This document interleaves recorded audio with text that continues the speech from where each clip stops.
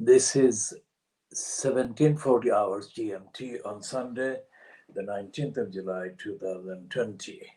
This is the test edition of the Kudila television channel being recorded at this time in London, UK. And the updates include the news that Robert Jenrick, the UK central government cabinet minister in the name of housing and local government and communities, has been caught exposed in another abusive position over planning in support of another degenerating outfit. This time it is in a south of England area populated by the local people being mainly conservative leaning people. And it is somewhere called near Sittingbourne in Kent.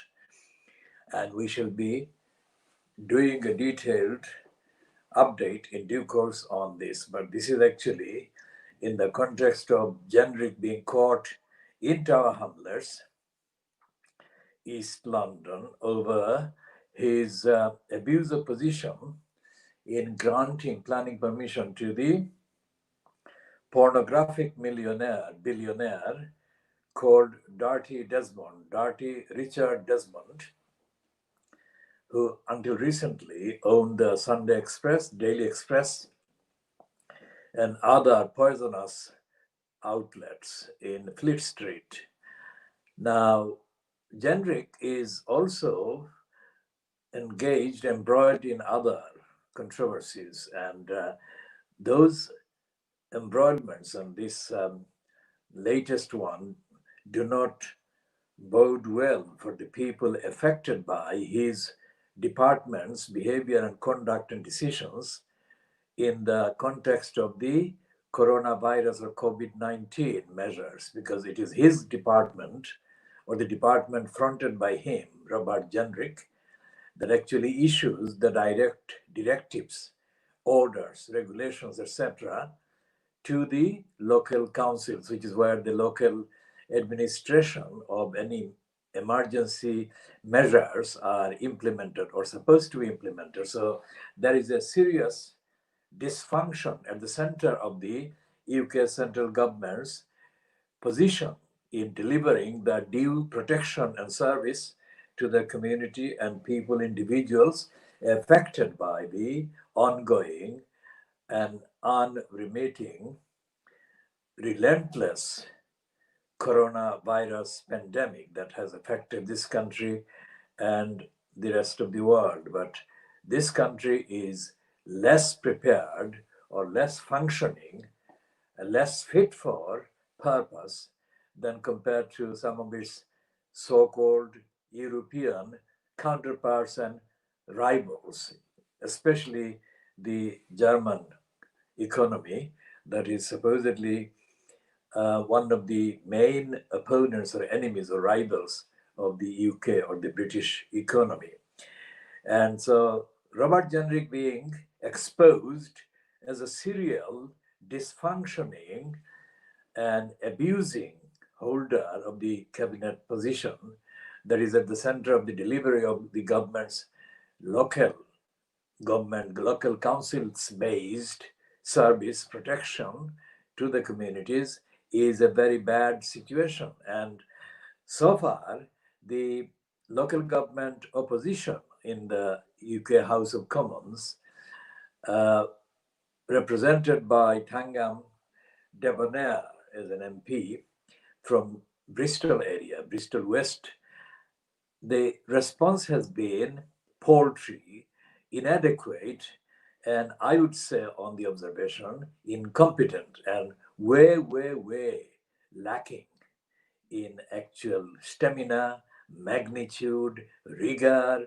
demandingness, and all of those things that the local communities deserve from the opposition for the sake of safety that is affecting everyone concerned. And so we have a lot to say about why, after Keir Starmer was installed by the opponents of the so-called radical Labour leadership personified by Jeremy Corbyn. Why is the Labour Party not delivering the competence, the rigorous competence, the accountability, the demanding, and the transparency demands that the communities deserve and demand? I say communities deserve and demand, and the demand bit is not as vocal as it could be and it should be. In fact, most of the public in England are exposed as being quite irresponsible when it comes to taking precautionary measures, even as issued by the Robert Jenrick fronted Ministry of Housing and Local Government. And most people are prone to being actually exposed in exhibiting their stupidity, ignorance, irresponsibility, antisocial disregard for the safety of the neighbors or of themselves, as was the case on Saturday night. Last night, that is Saturday night, there was a huge gathering of people in excess of 3,000 in the near Bristol or Bath area. And the police, Avon, I think, Avon and Bath, and that area has actually been caught in the invasion of irresponsible, antisocial, uncaring, and virus spreading individuals prone to actually indulge in listening to music and being irresponsible generally.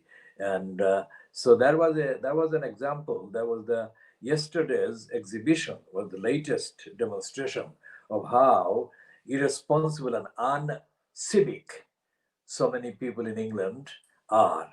And so therefore we have to look at that in the context, why the context of the government or pandemonium fronted by Boris Johnson as the Prime Minister in post in the UK, whether he's capable of leading this country out of the crisis or he's going to be leading it into a deeper crisis is a question that only time will tell. But we have to keep an eye, and we are keeping an eye on how he is conducting himself. And as I said, the behavior of Robert Jenrick, who is in his late 30s, or probably just about reaching his 40th year, as a qualified professional certified lawyer, his serial abuse of position shows that no matter whether you are a qualified barrister or solicitor or certified professionally licensed practitioner of the law in England, you cannot be relied on, trusted to behave in accordance with the requirements of the law that most of the people, in fact, everyone else in society is expected to abide by. And there is no better and stronger and more heinous display of disregard and contempt to the rule of law than in the personification of illegality as an embodiment of disregard and disrespect to the rule of law by Dominic Cummings, who is the de facto power behind Boris Johnson's de jure official formal frontage as the prime minister. So we have a situation where the pandemic has exposed the shortcomings and incompetence and lack of abilities and skills and dedication on Boris Johnson's part as compared to Theresa May, whom he ousted by repeated, serial, unrelenting, relentless harassment as a member of the ERG, European Repugnant Association, as I call them. It's the European Research Group, but it's actually a repugnant group. And so therefore we have a situation where the pandemic is exacerbated, aggravated, and made many times worse by the lack of a rigorous, dutiful, respectful, caring government at the center of this country. And this government is a Brexiteering government, which means that it is making things worse by seizing, that is, cutting off connections with most of the EU countries that had the capabilities and had various ideas to share and the guidelines and the guidance to share for reducing the spread and the predominant and the dominance of the virus.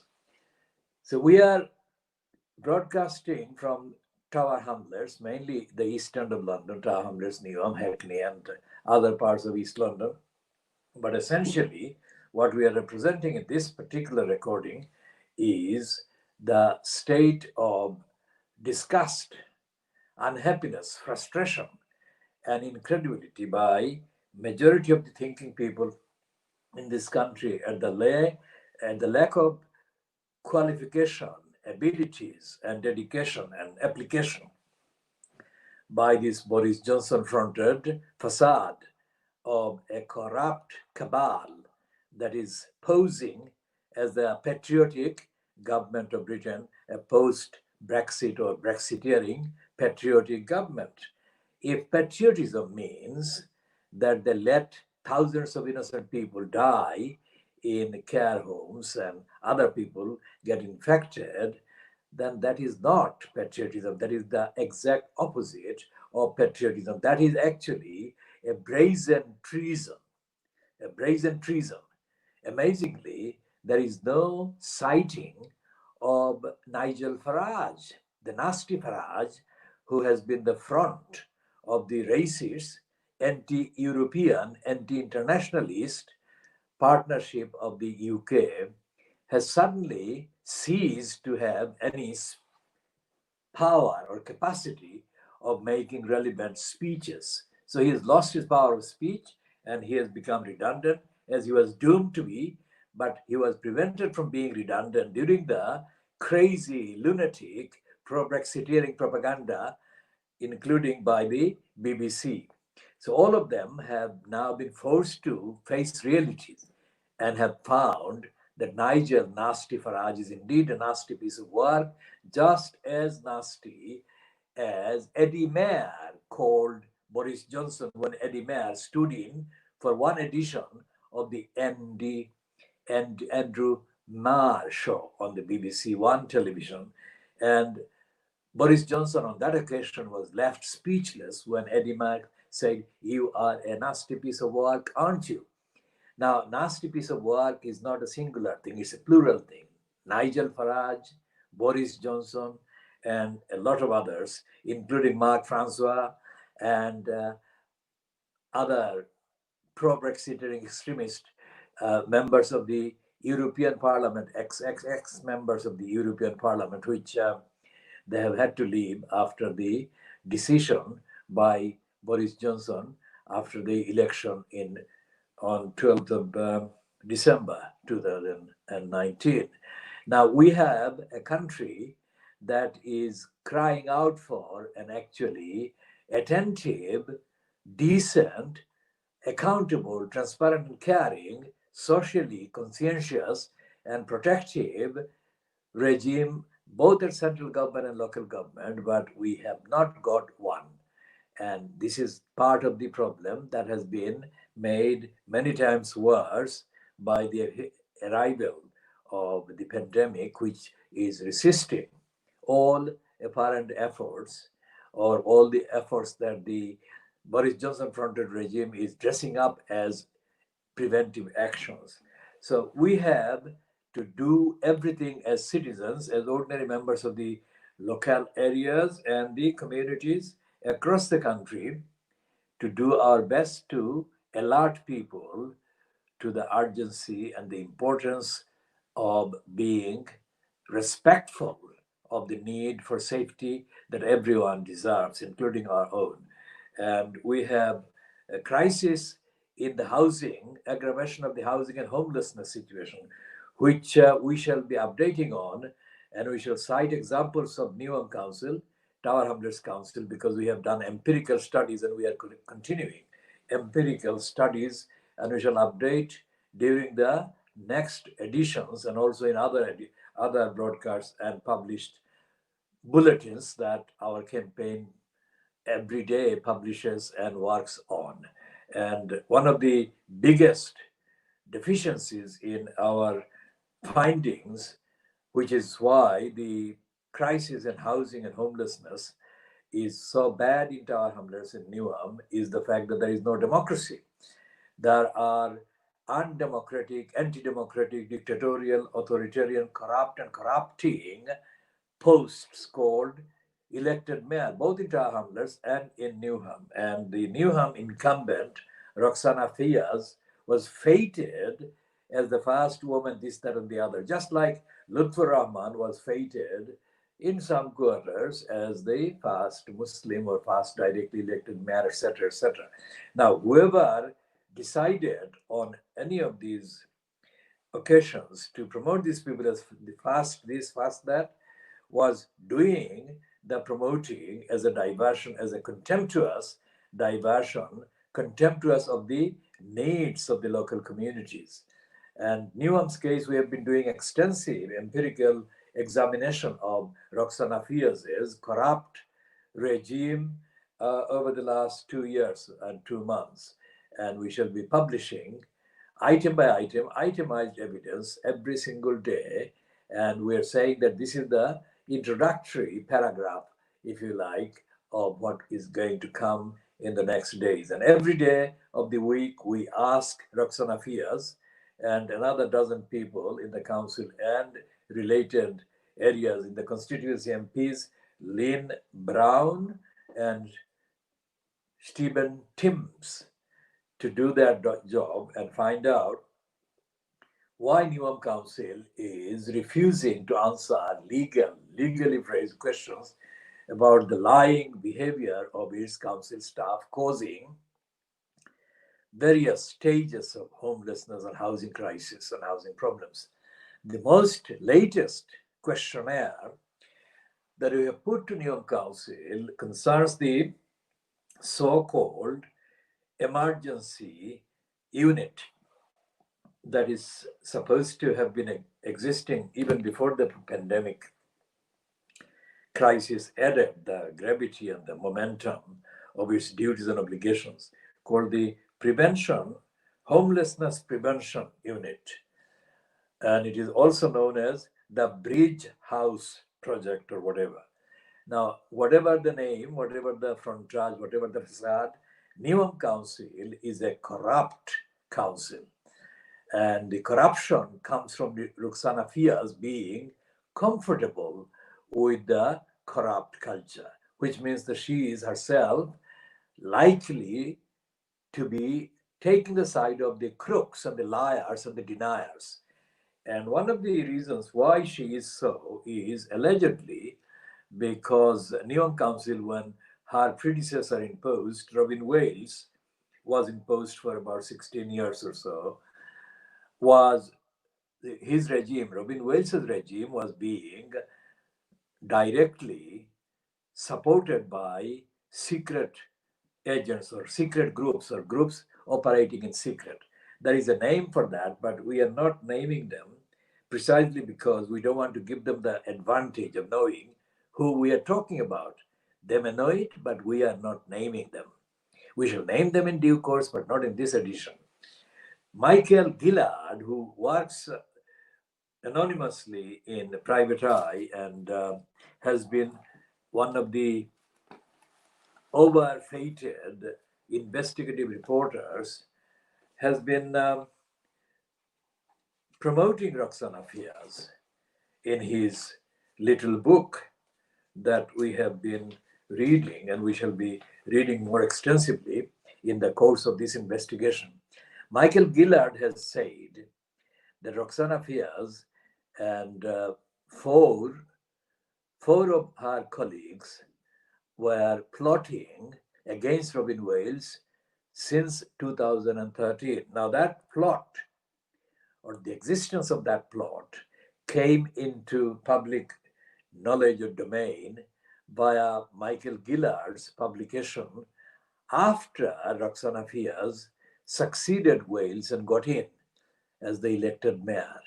So that was, she got in May 2018, and Gillard published his alleged findings of exclusive interviews, etc., with Fiaz late in 2019 or 2018, I think. Yes, 2018.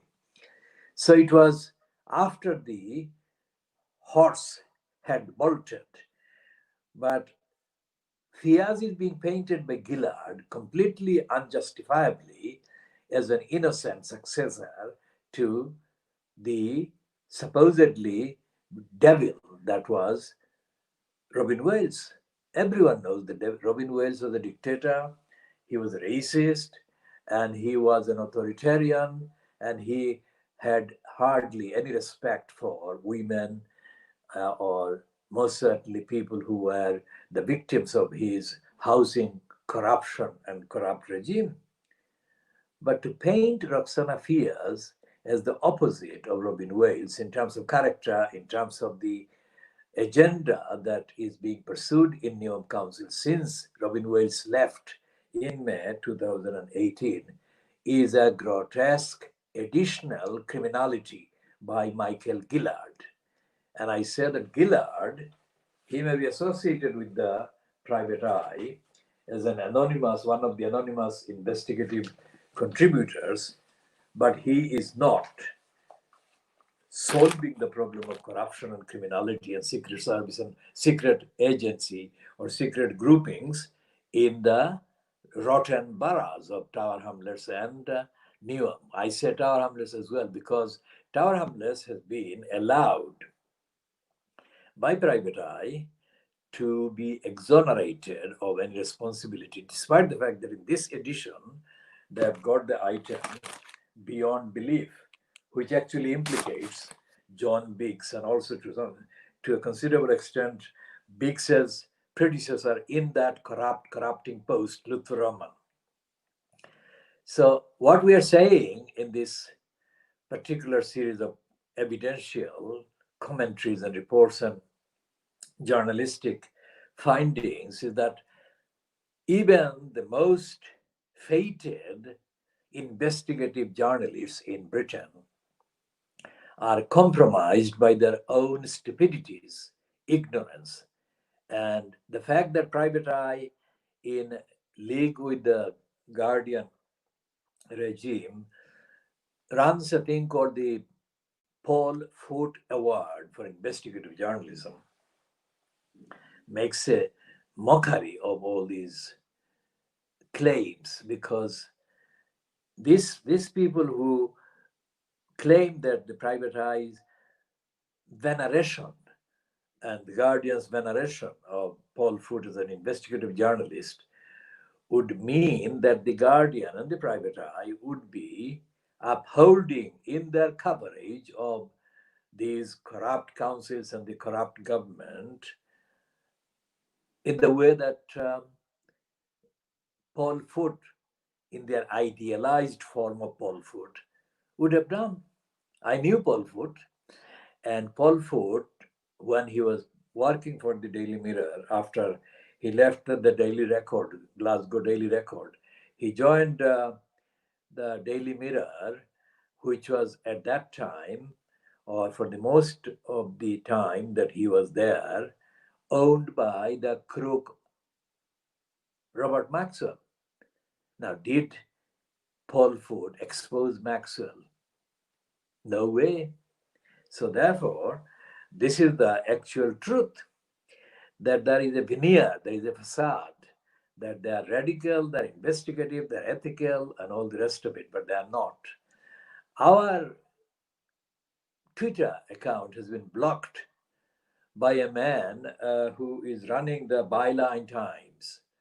And the reason why he has blocked us is very significant evidence because we have objected to him racistly repeating the word Islamophobia or Islamophobic. Now, let me give a linguistic note here. Islam, positive word, phobia is a negative word. Phobia is fear. So if you put together two of these words, both of these words, it becomes fear of Islam. Now, fear of Islam is correctly factually identifiable in the behavior and the attitude, the outlook of people who oppose Muslims for following Islam, which they fear. Now, if that is accepted as a positive statement of the status of Islam, that it's or the Muslims, opponents, haters, attackers, treat Islam as something to be feared. If that is accepted, then it shows that those who accept it are against Muslims. In other words, anti Muslim or anti Islam. I make a distinction between Muslim and Islam because anyone has every right to oppose, criticize the tenets of Islam. But that is not the same thing as opposing it. They're having any right to oppose or hate or target or vilify or demonize Muslims.